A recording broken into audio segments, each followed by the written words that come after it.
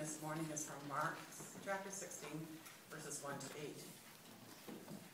For more than one reason, Mark's Easter story should surprise us. Remember that Mark's is the earliest of the Gospels. First, it is very brief, only 8 verses. Matthew's has 20 verses. Luke's has 53, and John's has 56. Second, Mark does not report an appearance of the risen Jesus. Appearance stories are found only in the other Gospels. Third, Mark's story ends very abruptly. So the women went out and fled from the tomb, and they said nothing to anyone, for they were afraid. Full stop. End of Gospel.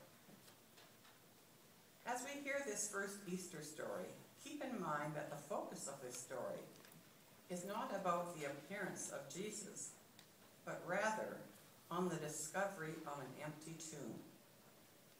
Hear now these words from Mark 16, verses 1 to 20. When the Sabbath was over, Mary Magdalene and Mary, the mother of James and Salome, bought spices so that they may go and anoint him. And very early on the first day of the week, when the sun had risen, they went to the tomb. They had been saying to one another, "Who will roll away the stone for us from the entrance of the tomb?" When they looked out, they saw that the stone, which was very large, had already been rolled back. As they entered the tomb, they saw a young man dressed in a white robe, sitting on the right side, and they were alarmed.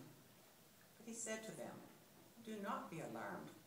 You are looking for Jesus of Nazareth, who is crucified. He has been raised. He is not here. Look, there is the place they laid him. But go, tell his disciples and Peter that he is going ahead of you to Galilee. There you will see him, just as he told you."